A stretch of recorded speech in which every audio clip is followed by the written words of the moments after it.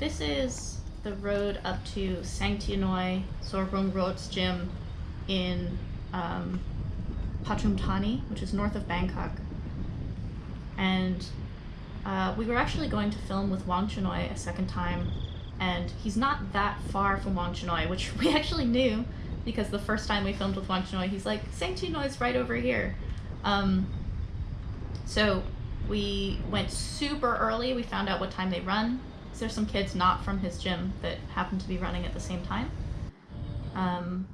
This is the little walkway out of his gym. When you come on the road where his gym is, you would never know there's a gym there. It's completely tucked away. And Sangtiennoi's gym is one of the more authentic, old-style gyms. This is his champion, 115-pound Raja champion,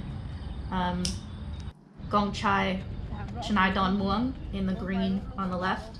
And then this is his another fighter of his on the right. And it was raining that morning, so we just kind of ran up and down their street. So you're seeing the road that leads to Sangtiennoi's gym. He's in the Muay Thai Library, so you can go study him in the Muay Thai Library.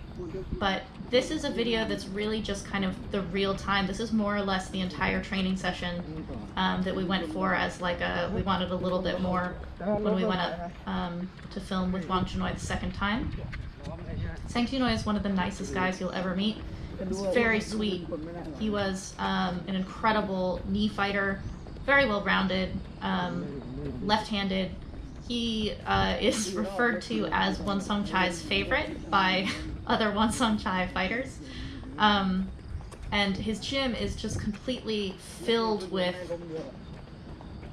fight energy. It's got fighting chickens, it's got fighting fish, it's got the sweetest non-fighting dogs. And it's a little overcast here, but it's just very lush everywhere. As we're kind of running up in this area, you'll see these cars that have just been like swallowed by the foliage and grasses and bushes on the side of the street. There are these little like sticks stuck in the cement to show not to park where it's all cracked there, like so that at night as you're driving you don't like go into one of these little potholes. It's a very, very cool area. I like it very much. On the morning that I went, one of their fighters, a female fighter from Argentina, Andrew, she was fighting in Bangkok, so I didn't get to see her other than her checking her weight before heading into Bangkok. So it was just me and their 3 Thai fighters who were there at the time, which was very cool. But I'm basically just going to be giving you kind of a rundown of what the experience was like training there, what's being taught to me at the times that things are being taught to me. Here's the walk-in, like technically this is the driveway of the gym. And again, you can't see it. Like if you were on the main road and you were coming in and someone told you there was a gym back there, you would not know unless people were hitting pads and you could hear it. We got there at 6 in the morning, so it was very quiet, and again it was raining, so it was just very, very still and sleepy and nice. That green on the left, the green building, that's fighter dorms in the upstairs, and then they have a couple of rooms downstairs as well. Here's Sangtiennoi's truck, and now you're in the gym. He's got this very cool shrine on the left on the way in. So this is just a little look around. That's Simone Decker. There's his champion, Kongchai Chennai Don Muang. He's 115-pound Raja champion, and recently became champion at the Tanakorn Stadium. There's me, skipping rope. So this was actually before we ran. It was drizzling a little bit, so we thought we weren't going to run, and so I was skipping rope, and then the rain calmed down. We ended up running anyway. This is just behind the wall, like where I'm skipping if you pass me. Here's their pad man, who I was very lucky. I got to have him as my pad man, and then he left for China the next day. He has great energy, though.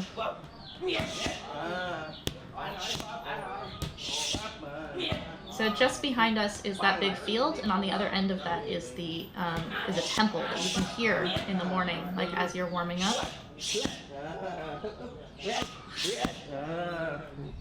You can hear his energy as a pad man. When you get a pad man who makes sounds like that while you're on pads, that's a good thing. You don't want to hear like good all the time. You want to hear the like He wants my elbow to come down. Sangtiennoi will actually teach this to me later as well. It's kind of it's the typical angle of like cutting down through someone's guard, but they actually hold the pad low so that your target is low, which to me was interesting. I've never really seen that before.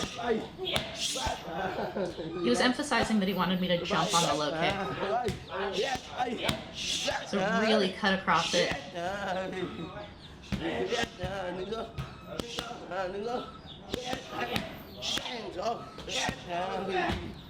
See how he stays close to me and like pushes on my guard? This is really good fight pad work. And so because he's touching my guard, he wants me to interact with his guard as well, so to be pushing it down and elbowing over. This is really, really good for teaching distance. Kevin and I in our Muay Thai Bones have talked about pad work distance before. Pad work distance often is standing just at the exact right distance from your pad man that you can like take a step and kick. You don't want to stand there in a real fight, so when you get a pad man who actually forces you to stand at fight range in pad work, that's really good.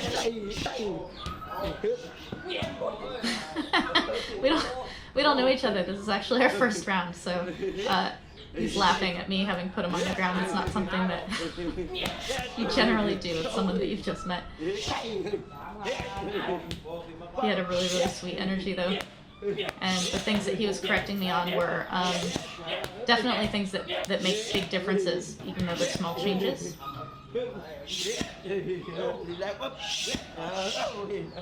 So the guy behind me in the blue shorts is getting ready to fight in a couple of weeks. I was watching him on pads with the man I'm doing pads with right now, and he had this incredible, like, the way that you play in sparring, he was doing that on pads, but in, like, slow motion. I've not really seen that before. It was very experienced. They don't have a timer, which means they do the traditional thing, which is someone in the gym calls time. The fighter there on the right, in the red shorts, who I was running with, he was the timekeeper. I'm not entirely sure how long the rounds were. I think they're about 4 or 5 minutes. And if the sound is right, you might be able to hear all the little chicks, the baby chickens, just tweeting all day. The first time we went, they were out and they were like running under my feet while I was trying to do pads. They were all kept away this time. This is really nice pad work in that you can see that there's repetition.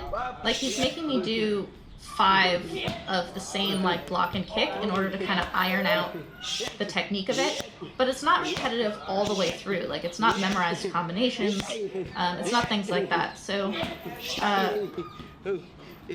I think that it's not rare to find really good pad work, but it's not the most common thing. There's like one pad man in a gym that's incredible usually.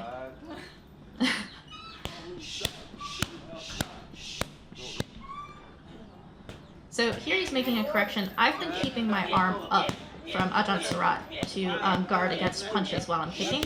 He wants me to swing the arm. You'll mostly get people who want you to swing your arm. There are good reasons for swinging and for keeping it up, and there are different schools of thought. This is the swinging school of thought. He wants it relaxed. He doesn't want it tense. When I told him I keep it up to block punches, like this, he's like, no, if you kick hard enough, you buckle the puncher. And the leg is longer. So that's the defense for or the rationale for swinging the arm when you kick. He was much happier with it. He felt like my kicks were much stronger that way. But this is the thing. You might actually have 2 pad men in a single gym who have different schools of thought, and they'll teach you their way. Pick the one that you like and for me, I like keeping my arm up for the reasons that I'm blocking punches at that distance. I kick very close. But when someone corrects you, you can do what they're telling you to do and then go back to the way that you like somewhere else. But learn both, because I definitely felt the power on those kicks. I spent years swinging my arm. You can see everyone's doing different things, right? So they've got the guy getting ready for a fight, hitting pads, and then the other two are just on the bag, waiting their turn, whether they're going to be doing pads or whether they're going to be doing something else. But if you don't have a fight coming up, a lot of times there's kind of a maintenance mode of training, which is a little bit of what you're witnessing here. It doesn't mean that it's bad or lazy training. There's still like 50 kicks on the bag, 300 knees, 30 minutes of clinching, that kind of thing. But it's always like amped up for a fight, and then there's this like kind of steady, idle maintenance mode between. So he still wants a jump even when it's on the inside of the leg for that kick. Ramba also teaches that way. See how he kind of like checks me with his arm as I'm coming off of my kick? He's like making sure that I'm at this same distance, but it's also his habit of how he would check someone in a fight. There's Sangtiennoi. He just woke up, coming and sitting. Oh, he's so sweet. I like him so much.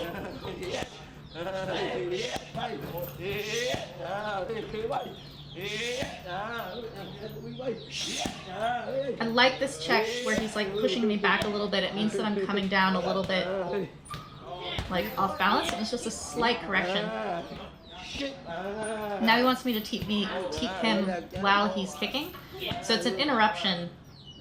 And he's trying to get me to have that rhythm, that like pacing rhythm. He hates how still I'm staying, but he's not making a big deal about it. He's just making the like suggestion correction and then moving on. It's really good.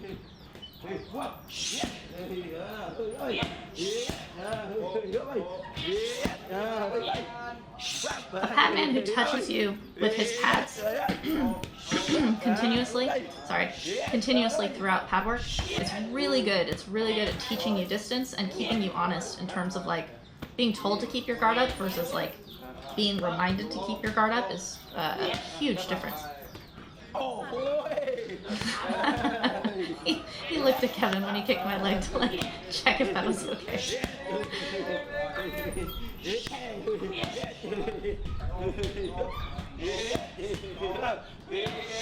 So you see his little like bend back, that's like a head kick. So he wants me to be kicking like higher. His posture is actually indicating what kind of kick he wants rather than where he's holding the pads, which is kind of interesting.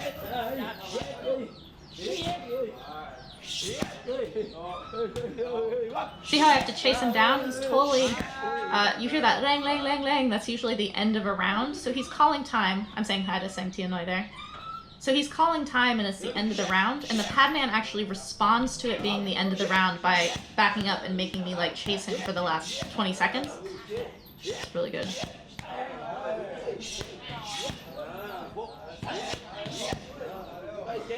So again, here's this like repetition that's like building power, but it's not repetition all throughout the round. Like there is pad work that's basically the same combinations over and over and over again. It's lazy pad work. It's okay for beginners, teaches you a lot of things, but you don't want to get stuck in that, and you don't want that to be like your only experience of a pad man. A good pad man has like many layers and responses and gets you to respond as well. So here he wants me to dodge back a little bit and kind of interact with his jabs.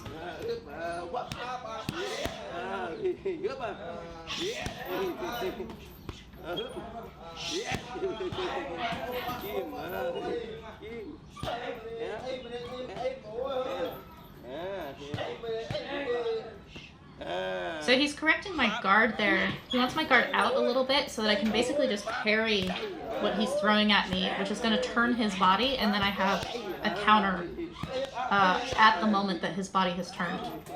And now he's making me do footwork a little bit, cutting off the ring, even though we're in like a very small space. instead of just tracking him all the time.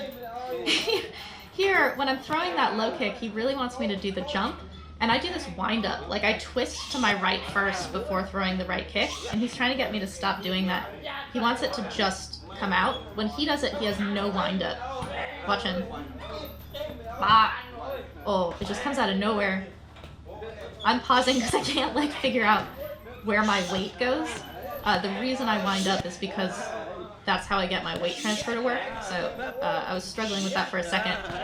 But making that leg kick invisible with the, like, chopping that he has would make it impossible to check.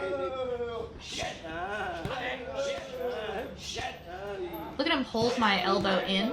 So basically, he's teaching me to fire that shot while someone is trying to grab me in the clinch, or like hooking. Jab and body punch. And then here he makes fun of me. He says that my body punch is not hurting him through his giant belly pad. But see how he puts repetition into the process without it being the entire thing. There will very often be what's called a burn at the end of a round. It'll be like, 10 kicks, 20 kicks, or repeating the same combination of like punch and low kick over and over again. It's a way to like build power. It's usually at the start and the finish of a round. Oh, yo, he wants that rhythm. And again, if you look in the background, you can see that people have kind of adjusted themselves to be doing different things. So now Kongchai is on the tires, punching the tires. He was on this other bag before. He's teaching me how to catch an opponent who's coming in to knee you. You just put your guard up and block across their legs with your knee.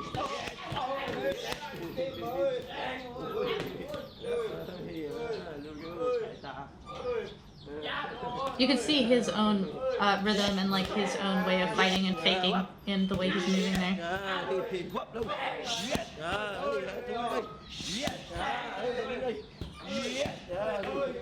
It's really nice, this kind of pad work, because it shapes you mostly non-verbally. Like the way he moves shapes the way I move, and he lets me be the kind of fighter I am with these very small corrections, rather than if you're a beginner and you get a lot of like, no, do it this way, that's because people are shaping you from much less of a established style.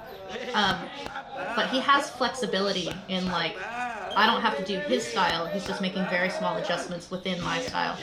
I got very nervous with Sangtiennoi watching me do these Supermans, because I am uncomfortable with Supermans anyway. But you can see his energy, the way he watches, like, he's always watching.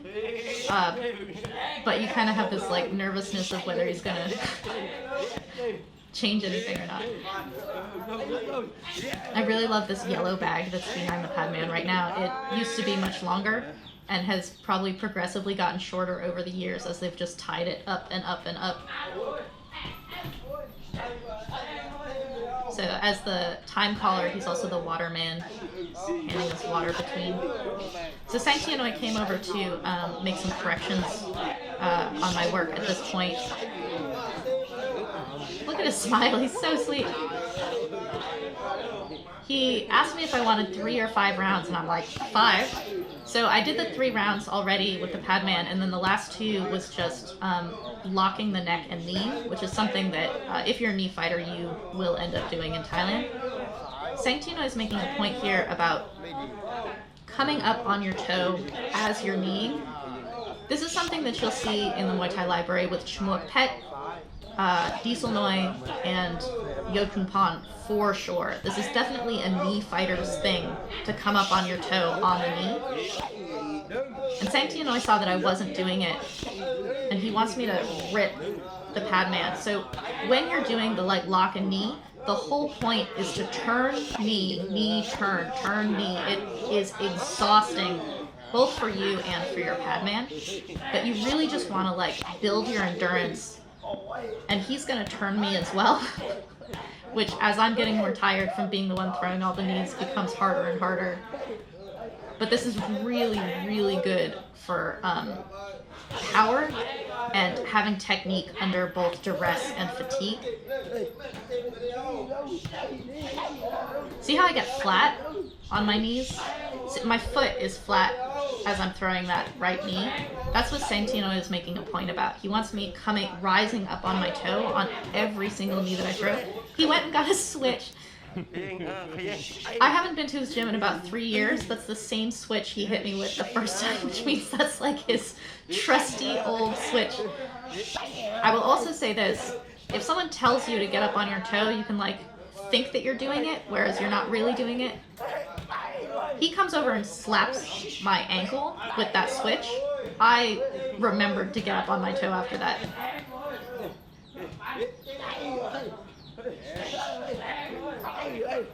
So now Sangtiennoi is telling me to come inside. He wants me to kind of swim in and have inside position while I'm throwing those knees. Oh, it's really difficult when you're tired. And this is not like tired in a general sense. This is the fatigue of this kind of training. Like within a round, you get completely burned. You have a minute break, and then you start again, and you like have a second wind. You have new energy. It's fatigue within the round. Get up on your toes again. Look at how he's looking around. He's always watching everything. There's that pull he wants, right? So you throw the knee, and then you off balance so that they can't counter you. And then you pull him again and knee again so that not only are you sure to get your point or knock them out because you're going to land what you're trying to land because they're off balance, but it looks bad for them to be off balance. You really score in Thai scoring by off balancing your opponent. Foot up. You said it in English.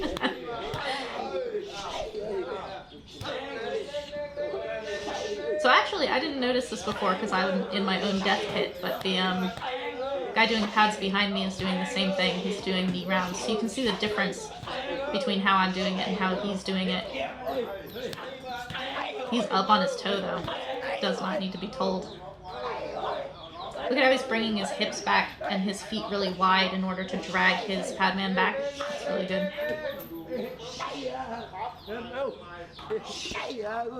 And this is really good. You can hear both with the timekeeper and with my padman that nearing the end of a round, they let you know that there's like 30 seconds left. They expect you to go hard in that last 30 seconds. Like they train their fighters to make that association. So he wants me to control his arm from the inside of the elbow. So I've got the arm loop, which I give up to come up to his neck in order to turn him. Sangtiennoi is still emphasizing that I need to get up on my toes all the time. Look at that, the balance is much better, the power is much more direct. I'm actually really surprised that I was not coming up on my toes because I've worked on that because of Chmuokpet and Duuglas-Ittu. But it goes to show that like you can work on something a long time and think you're doing it when you've stopped doing it and then just kind of let it go. Basics are something that you really need to focus on and emphasize all the time. Things like getting on your toe. So now he wants me to add elbows. So it's right knee, right elbow. This is basically how you hunt someone down as a knee fighter. You just kind of like track them down, especially late in a fight when they're tired. I was astonished to realize that I don't turn very much. I don't turn my padman in the clinch, that I maybe don't turn my clinch partners in the clinch as much. Controlling that arm is really important. When you have a really good trainer, they always frustrate you. They always like kind of try to spoil what you're doing, so you have to fight for it. Oh, he grabbed the back of my arm when he did his turn, and it just like spun me way out. So if you can grab the back of the bicep, I think Crew Thailand is the one who taught me that in the Muay Thai Library. Grab the back of the bicep, or the tricep, I guess, and pull. On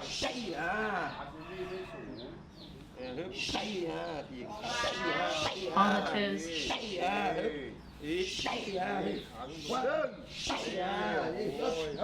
There you go. See how it's like turn, knee, knee, turn. You just like feed into it. Oh.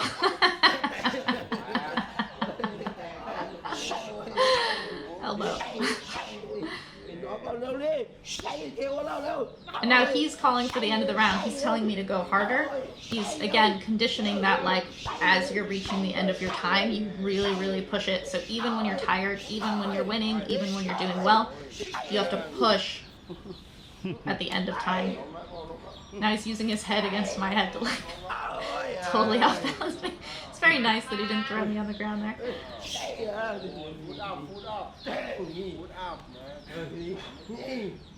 He wants the knee to be much longer here. So before I was grabbing a knee, these are like step knees, like long step knees. So one of the reasons you get up on your toe is that you can knee really high. Pet, especially in the Muay Thai Library, his knee is basically like an uppercut to the jaw. It comes straight up. You do that by popping up on your toe. So my Padman's not tall. Pet's not tall. This is not like a tall person's knee to be able to knee someone's face. It's about coming up on your toe. Elbow. Sangtiennoi said Sly. Made me very happy. Said my elbow was beautiful. They're saying left. Pull left. And they mean my left side. I was very discombobulated at that moment. But in general, when you have one hand on the neck, you're pulling with that hand. So you're going to go away from your own arm, generally. There's also a push, but they're telling me to pull all the time. So I need to be stepping behind his foot on the right and pulling. Look at what a beautiful gym this is. It's like an unbelievably beautiful gym. So old school. Lang, lang, lang, lang. That means power.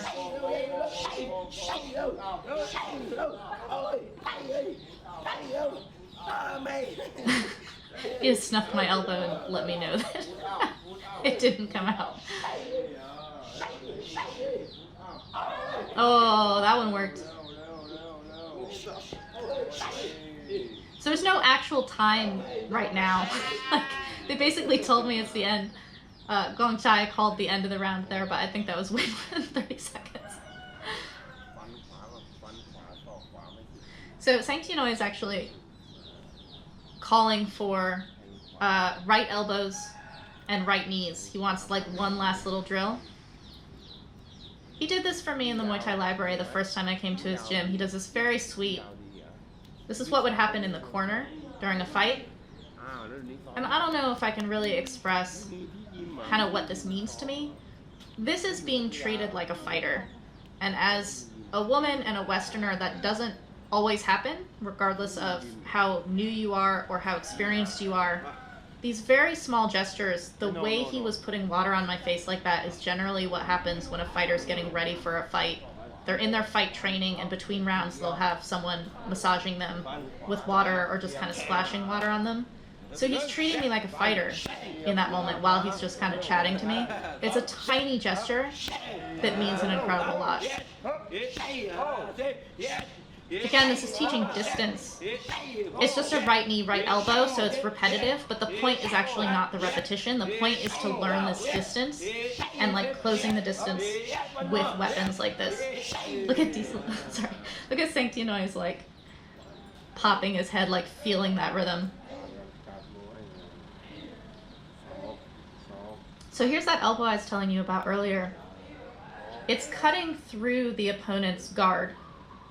But he's teaching me to actually, with my entire trajectory, land the elbow where his hand is, which is like at my rib level. And he puts the rhythm into it immediately. So he told me to stop my elbow at the final point. So you want to be tucked down. And then look at the like twist in the legs and the hip. There he's showing a fan sok. It's called fan sok, and it comes across. He doesn't like that because you basically hit someone's guard. So he's teaching to cut down through the guard. He's about to show the trajectory here. That's a fan sok is going to hit the guard. You can hit the guard, that's okay. But he is slicing down through the guard. Look at his back leg. It's like throwing across. And then look at the bend in his front knee. and the way his entire body twists. And he's showing once you've come down, you can actually reverse yourself and come back up. But see how he's slicing across me like that with his hand? Showing that it's like a machete. And then he wants it on its way back as well. เข้าใจไหม? Do you understand? It's like, yeah. It's harder with the front arm for me.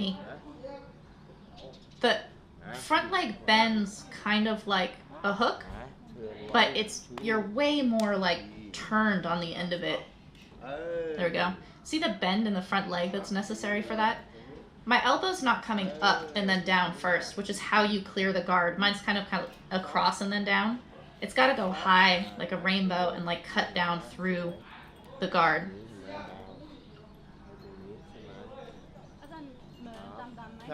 I'm asking, can your hand be low? Look at where his hand is. It like tucks into his own chest, like kind of by the sternum.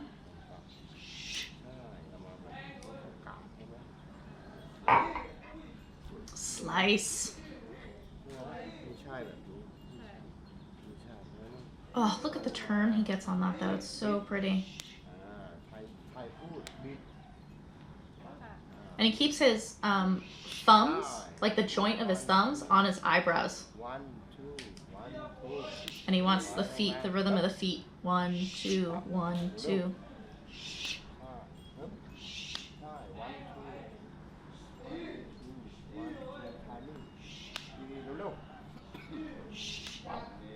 I'm hitting low, but when you watch him, he really comes over. You want your elbow to like rise over and come down. There's a rotation in the shoulder that's a big part of this.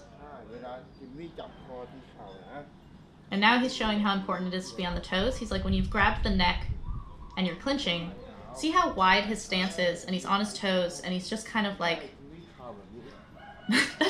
that's flat-footed. That's why you don't do that. That's why I'm laughing.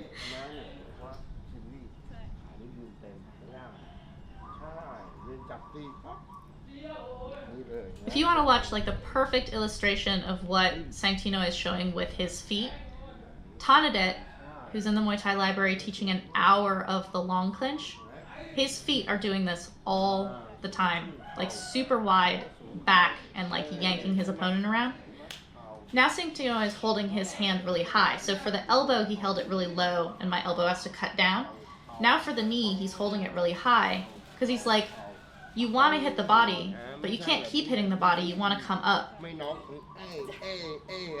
the golden age, back in the day, people would block knees with their arms, their forearms and their elbows. So he's like, if you keep just hitting the body, they're going to be blocking you and they can withstand it. So occasionally you come up really high, you like cut across into someone's like chin or chest. And he's actually teaching me something that Duuglas-Ittu teaches, which is that your right knee cuts across your body to the left side, and your left knee cuts across your body to the right side. So see where he's holding his hand for me to hit it? It's across the body.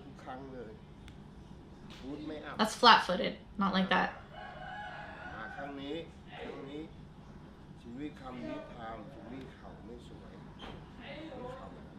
So there the knee can't go. Like you have no flexibility, there's no height and there's no length on the knee.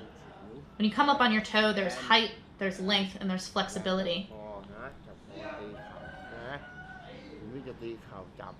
So he's saying if you want a knee, you grab and pull, like off balance them first, and then throw the knee. So if I'm locking him out, he's having me push my elbow in to lock him out as he's trying to swim to the inside. He's like, if you're locked out trying to swim in, you pull. They're locking you out. They're concentrated on keeping you out. You yank them to the side. They can't really resist you. He's killing me. Dun gone. Dun is to like pull.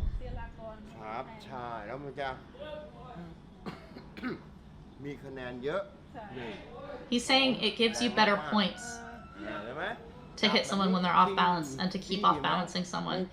If you're just going to 50-50 it, standing at the same distance as each other and like hitting each other in the ribs back and forth, it's no good. You want to off balance because then you've made a big point. So he's saying here that when I shadow box, I need to get up on my toes and I need to practice turning. People really don't think about shadowboxing clinch, but Long Swan in the Muay Thai Library shows me how to march and practice the clinch in shadow, and here Sangtiennoi is showing it. He's pointing at my feet. He's like, no, no, no, no, not up on the toes.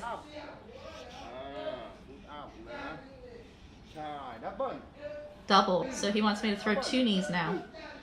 The thing is, when you're shadow boxing your clinch turns, you don't want to overturn. You have to be really careful not to bring your feet in line with each other. You want to still keep kind of a wide stance.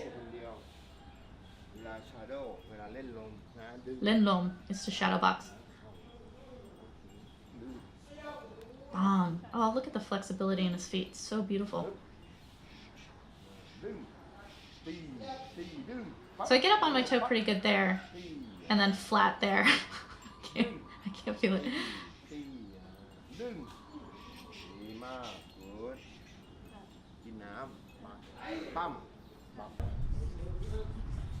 So then we got in the ring.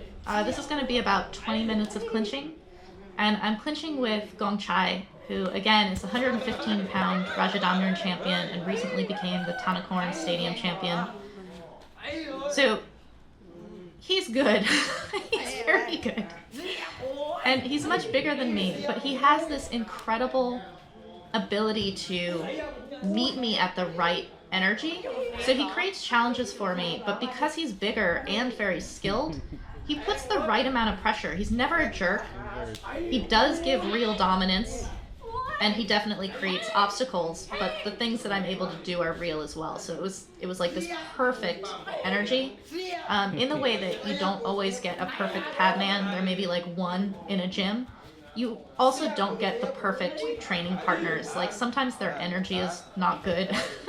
Like they're too mean, or they're like, they take things too seriously, or they don't know how to take their skill and power down for size differential. He's perfect. And he's fun.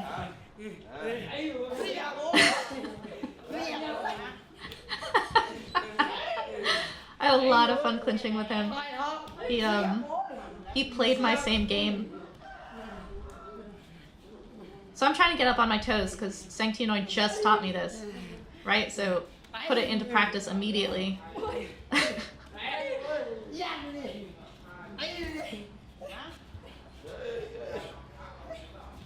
You can see the boys in the background clinching with each other. This is very typical. If you want to like see the comparison between what I'm doing versus what these 2 other boys are doing, you have like a range of how people do things in gyms. His little jump on that knee is really good. It lets the back row see what you're doing. Foot up, Sylvie. So Kevin's reminding me to get up on my toe. I'm getting a little bit of long clinch in, which clearly is not really a thing at that gym, because Kongchai was not like solving it immediately. This guy's watching us and laughing because he can see we're having fun. When you can bring the energy into the clinching or sparring, like the play, everyone enjoys it. It's good for the entire gym.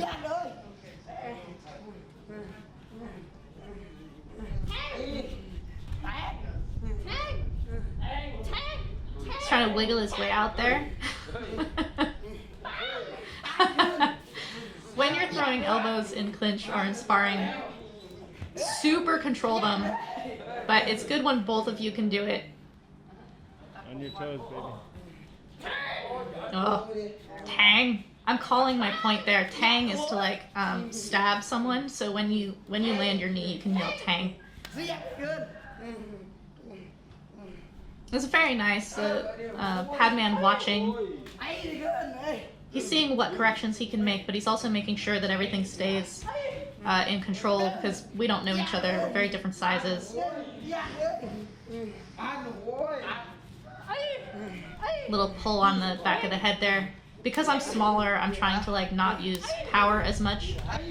It's very hard to like overpower someone bigger. He's really good at timing his points. See how he waits for my leg to come down first?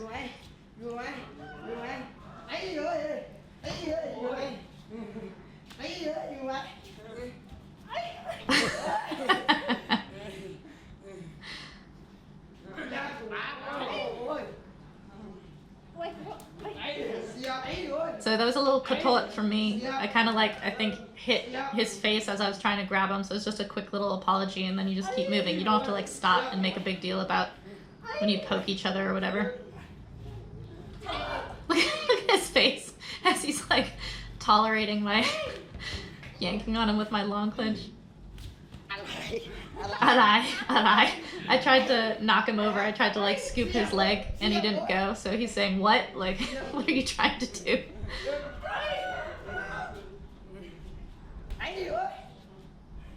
He's calling his points too, and he just did to me what I had tried to do to him a minute ago, and he succeeded in it. He's very sweet. It's very nice energy. Oh! How about that? It's nice to see this comparison. He and I are calling our points, and we're kind of being very playful. This other pair, they're still playful, but to a very different degree. They're taking their work a little bit more seriously, but also toned down a little bit. It's very slow.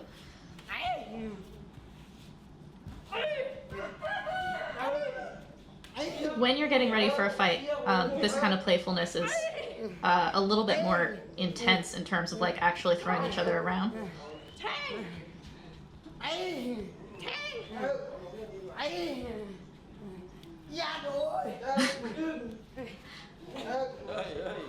Oi oi is from the trainer because I've done a body lock. I'm not sure what their thoughts are on body locks at that gym. It doesn't score super well in contemporary Muay Thai, so some people are okay with it depending on like what you do with it, and then some gyms are like that you don't need to do that because it's not going to score. So I don't know what his assessment was of that. Do I yai? He's calling out that he's bigger than me, like anytime I can't do something on him.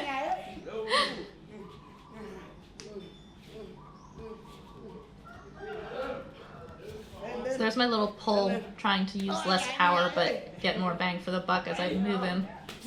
I need to be turning. That's what Sangtiennoi's point about turning and scoring is.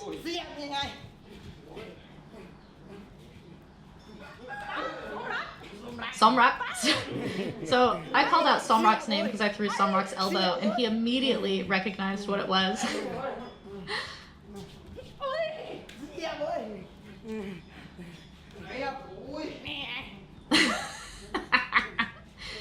He gets me into very precarious positions and does not turn it into a terrible thing, which is nice. But enough that I know it's a bad position. It's still punishing, but not too much so.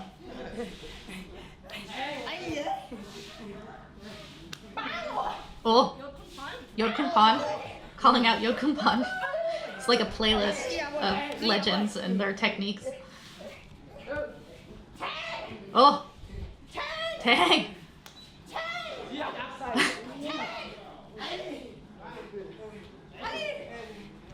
So I'm trying to like build on my points a little bit. I got a little bit of momentum with those knees landing. So I was trying to like build on it a little bit, but he turned the tables.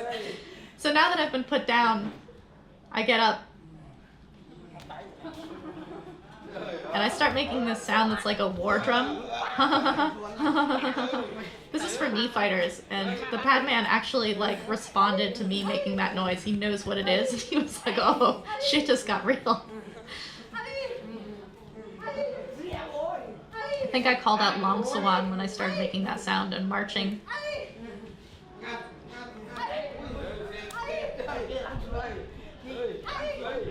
Here again, I'm just trying to like capitalize on this position that I've created. He's reversed it, and he's landing his points on top of it. This is the cool thing about playing in clinch, is that it's you keep going, like there's no stopping. We both fell down, but I got up first, so technically I should win that point. You can see that it's playful. But the dominance is real. Like, you actually have to dominate the moment. You have to capitalize on your positions. I'm using my head so that he can't get a better lock on me.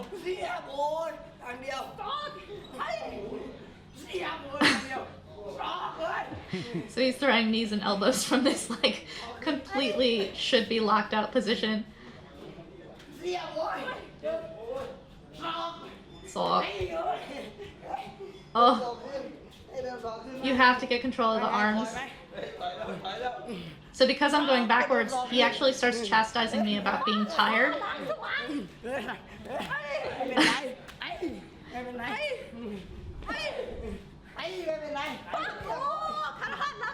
So I'm calling out Karahat when he cut Lam Namoon. I threw the same elbow. So again, like a playlist of legends.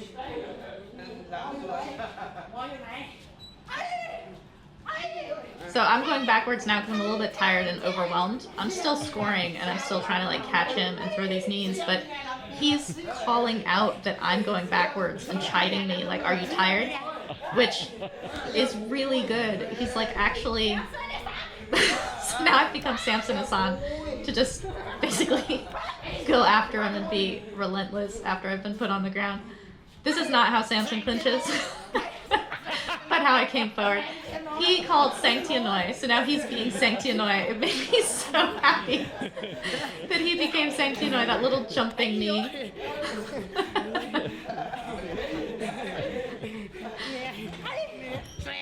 Sangtiennoi. So Chumok Pet beat Sangtiennoi, so I'm like, now I have to beat Chumok Pet. So I'm helpfully reminding myself to get up on my toe like Chumok Pet does. I've heard from many legends who grew up where you couldn't watch your opponent on YouTube or TV or something like that. You would just see highlights from the week, or like super big fights would sometimes have like the day after be in the news as a highlight. And so a lot of these fighters growing up, these legends, have told me that they and their training partners would be like replaying or recreating these highlighted incredible fights. So it's like, you be Sangtiennoi, I'll be Chumok Pet. Like, that's basically what we're doing. And I'm stoked that a 18-year-old, 19-year-old knew all of these references. A lot of times kids that age don't know who Golden Age legends are. Yes! When you do something like that and you're playing, you have to be ready for it to come back at you. Like, you don't just win and then like get to look at your work. They're gonna come back hard. Chook, chook, chook means the rope. So the way that I'm hooking with my arm, they're both calling out that I'm cheating, essentially. Siap. That's another thing for tang. Tang is to stab. Siap is to like skewer. It's a very straight knee.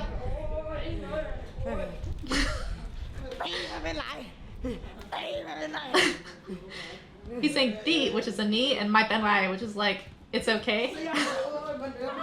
He can't get me off, which makes me very happy.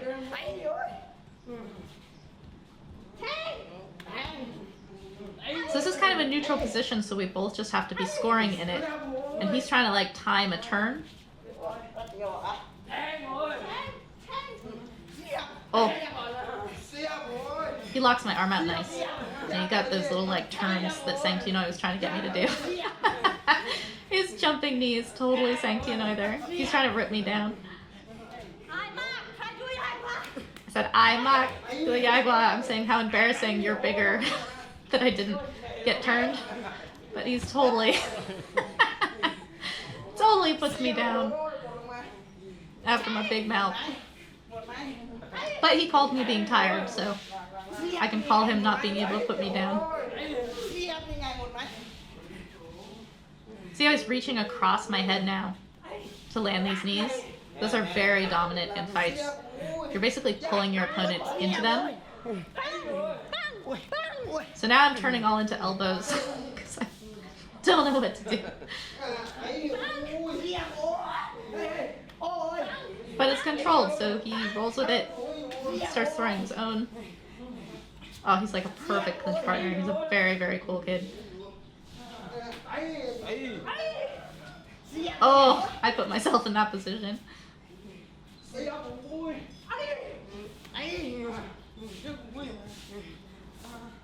So here we're getting into kind of more complicated, like holding positions. There's that long clinch again that I've been able to kind of control him with. Now I'm getting cheered. I'm getting cheered because I've got him in a locked position and I keep landing these knees.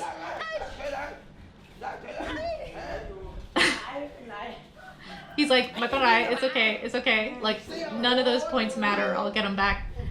He's trying to swim his way out. Oh. Even though I just landed so many knees and racked up so many points, his takeover in that dominance scores really high. Open side kick, calling his open side kick for being what it is. It's a huge point at a time when, like, things are kind of, like, scattered. You can see how they're clinching in contrast to what we're doing. A lot of it is kind of like slowed down. They're more used to each other, pulling these moments of dominance on each other. Oh, nice knee off of my elbow. He's southpaw, so his back power leg is actually to my open side all the time. I should be doing what the pad man showed me of like bringing the leg across to block. And this is why you get up on your toe, is so that each one of your knees can have a huge effect on your opponent instead of just like maybe the 9th one that you throw.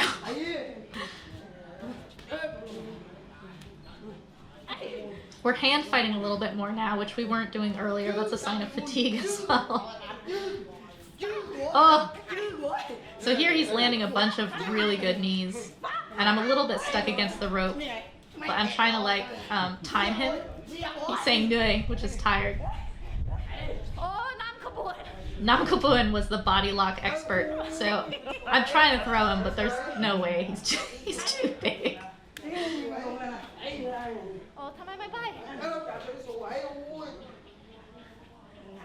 So I'm just trying to score a little bit, but he's actually getting a better position here.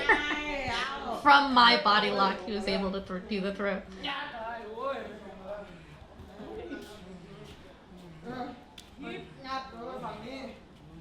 So I'm not backing up as much. I'm trying to like keep him off as he's coming in. There's so many things going on in just 20 minutes of clinch. Like, we're running through the entire gamut of different strategies and techniques and using power and no power and trying to solve each other. He's just using this straight front arm now.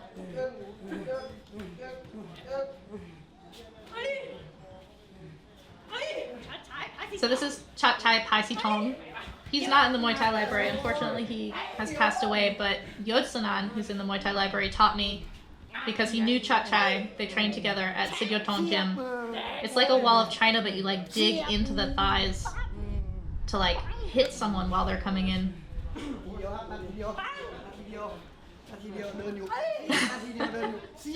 He's just durning on me really hard now. Siap Natidiao. He's saying yet again, another siap. Long clinch is working for me, so I keep trying to get back to it when I can slip into it. Kind of riding the rope a little bit here. It's a little bit dangerous.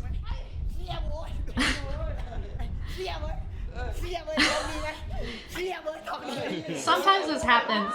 See, where you're like, you get a lot of points on you, so you just try to time something. That's Long Swan, that uppercut. Oh, he's overwhelming me here. But when someone overwhelms you like that, oftentimes they make themselves tired too. Here I'm getting into a pretty good position. I've actually locked him up and just landing these knees over and over again.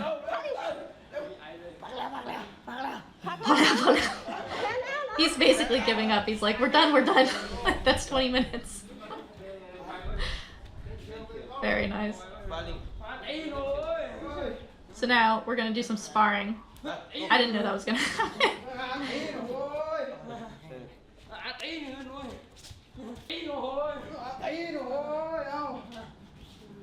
So we actually just put shin pads on and just did like kick sparring. This is also incredibly typical of like traditional gyms.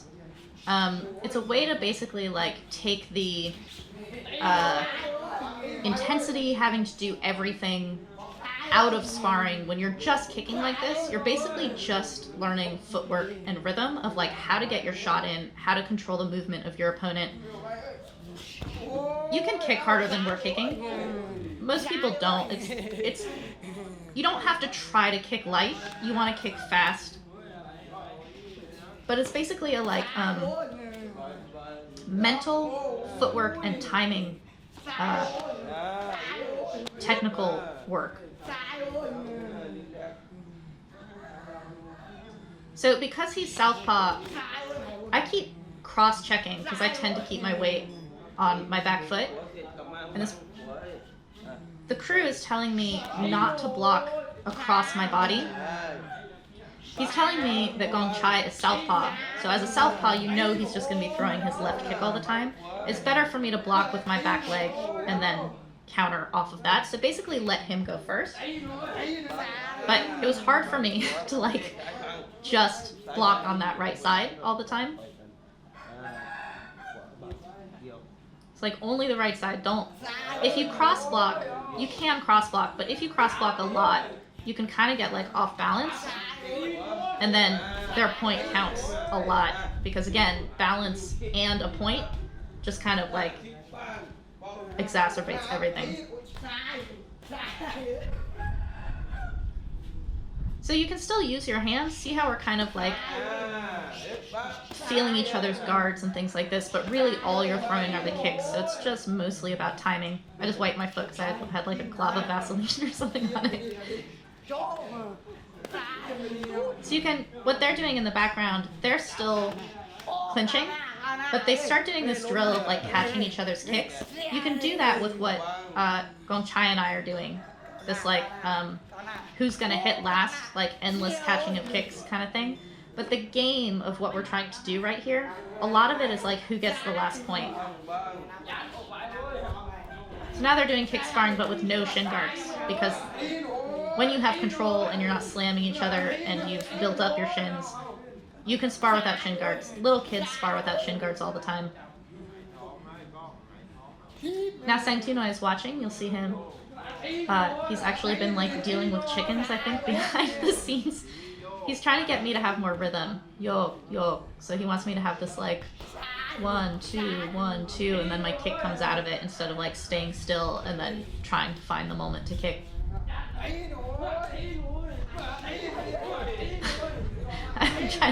I'm trying to go under his kicks a little bit. I don't really have opportunity to practice that because I don't do this kind of training, but this is really cool. If you do this a lot, it totally benefits you, teaches you all kinds of like vision and timing and relaxation. You don't panic when you get caught or when you've been blocked. He tried to do what I did to him and kicked me out. I had a little bit of a like what expression. Sai. So Sai means left. He's calling out his point that he's landing his left kick on me to my open side, so it's actually quite a big point. I'm doing Karhat's forward check because he's southpaw. Karhat does it from southpaw against orthodox, so it kind of works both ways, but you can see that in the Muay Thai Library, that forward check. It's cool because I think we did this for like 12 minutes or something, but you have time to like experiment with different things. You're trying to figure out how you can land something on someone. So if you do it relaxed and playfully, and you're just trying to figure out how do I get my shin on you instead of like, oh, why can't I kick you? Tension, which I'm someone who might do if I like got all up in my head. You can actually learn a lot like in 12 minutes of just keep experimenting of how the hell do I get my kick to land on you by trying all these different things. That was a nice elbow from him. But look at how he looks. See how he like threw that left kick and then just waited a second before throwing the other one. So it's like that one landed, but I'm gonna delay the time for the second one to land. He's keeping my front leg. Very good in mixed stance fights. Turned me and landed a kick on me while I was twisted.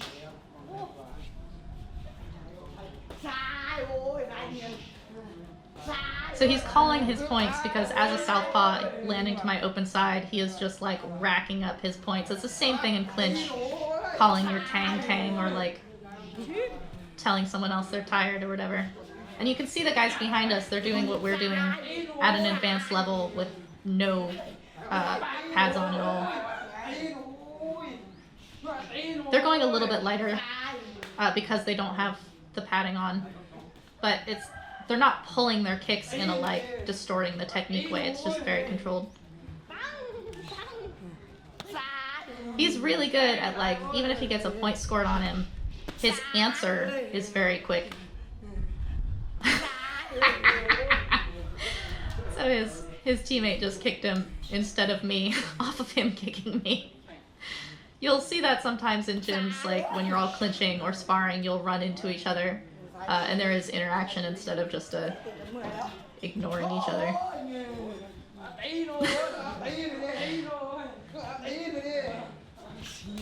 That was beautifully timed kick to my front leg as I was trying to kick him.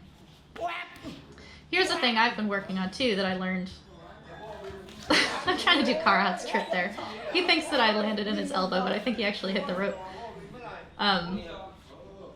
But you can even take someone's kick, be like, that's okay, like you're gonna take the kick and land a punch off of it. You don't have to block everything. There's a parry with my knee. It's very cool to have done this for me personally, this kind of exercise, because I don't have access to this in my own training. But what's so nice about it is that I actually got to use a lot of the vocabulary all at once that I didn't even really think about having.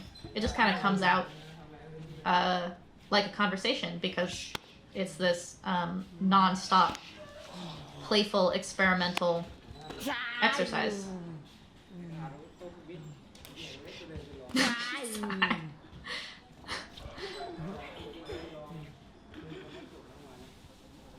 Bing.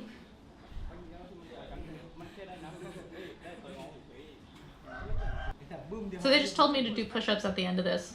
So I guess you just follow what their routine is. So after your sparring, it seemed like they were doing 20 or 30. So that's what I did. So pretty. This gym is so pretty. And it's just like packed with like traditional Muay Thai fighting feel. Look at all these blessings on the corner of the ring. There's like a million of them. Fighters all going over and getting water between each of their exercises.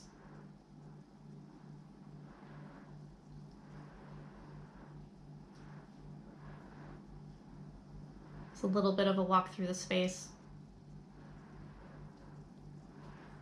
The first time I went there, Sangtiennoi had this enormous, like, 800-pound pig named Gigi.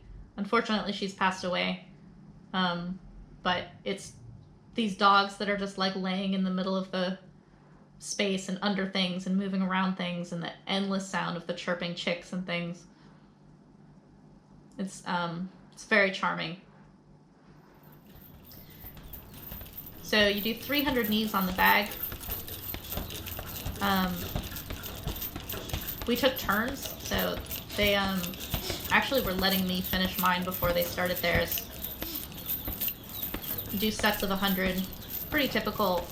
Most gyms that I've ever been to, when you do burns or like, you have to do hundreds of kicks on the bag or knees on the bag or whatever at the end of things, they're usually in sets of 100. Oh, the wind that moves through there is so pretty. They're moving this motorbike in because it started drizzling a little bit. It's the end of rainy season in Thailand, but the weather seems to have been laughing at our calendar. It's not going to stop raining. Getting a lot of rain lately. I'm looking at this poster of Sangtiennoi. He's coming over and asking me about a fighter, Joseph Pomponmuang, who I used to train with at Patron when he was very little. The first time I ever came to the gym, he was like 35 kilos. He was so much smaller than me, and he just killed me in clinch. Now he's kind of a rising star in the stadia of Bangkok. Their fighter in the blue shorts, the tall one, is going to be fighting him in a couple of weeks.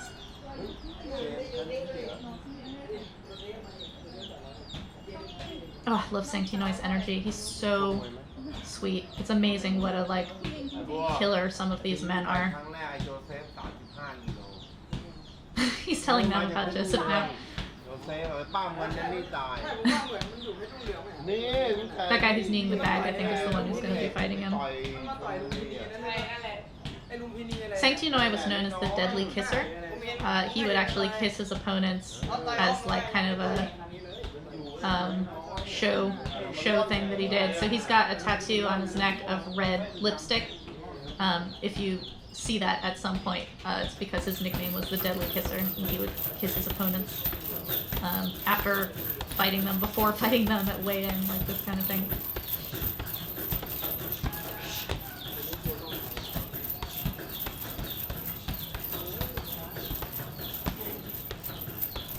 This is kind of a cool thing about the energy of real Muay Thai gyms is you just do the work. Like, it's just kind of a it's not really monotonous, but a little bit. It's very repetitive, so like you know that you have to do your 300 knees at the end of training. You just kind of like get to it when you can. Sangtiennoi had this like carpet, sort of carpet, in his truck that they're going to be laying over this carpet. Who knows how many layers of carpet are already on this ground? You can see the like patchwork, but it's just like it's time to like put new canvas on the ring. It's time to just layer some more carpet over it. It's time to make this bag that I love shorter. Dog sleeping under the table. There's a thing about traditional Thai spirituality and animism, which is you don't really take things away. So if you have a shrine that you put flowers on, you just keep putting flowers on it. Occasionally it'll get so like full that they'll throw everything out and start over, but a lot of times if you're putting a blessing on, you are not taking the old blessing off. You can feel that at Sangtiennoi's gym, how they just add and add and add. They're doing the same thing with this carpet, like you just kind of layer it up. You never get rid of the old thing. I don't know where he got these scraps, but it's like this is just what's going to become the new floor space. I had one more round of 100 to do on the bag, but someone had already started on the one I was using. I think they gave me that other one because it's kind of smaller and lighter. I got a little nod of approval for doing these on this one that their fighter was using because it's harder. I'm used to very hard bags. But again, it's like, it's not a everyone does their own thing. Like, you do everything together, but you're kind of apart doing it too. Like, everyone's responsible for their own work, but it's not a like, let's count 20 push-ups together. It's like everyone does 20 push-ups and then we move on to the next thing. I really like that kind of training. That's Sangtiennoi's wife in the pink. Her name's Pook. She's also incredibly sweet.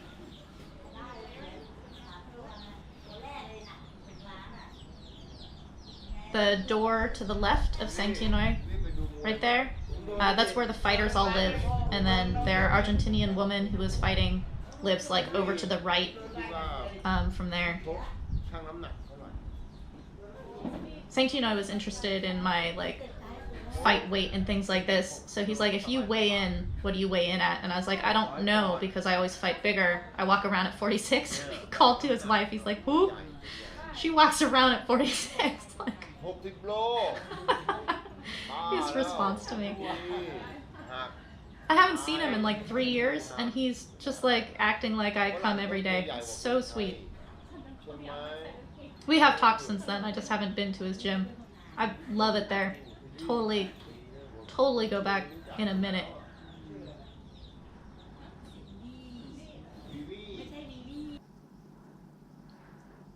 So here was just the last little bit. Kongchai is holding the bag for me so that I think it was 50 kicks on each side. This was my second set, so I had already done my left leg and my wonky right leg's going. But again, this is just very typical. Like, you just bang out your hundreds of things, hundreds of sit-ups, hundreds of push-ups. And then at the end of training, they're gluing in the new carpet.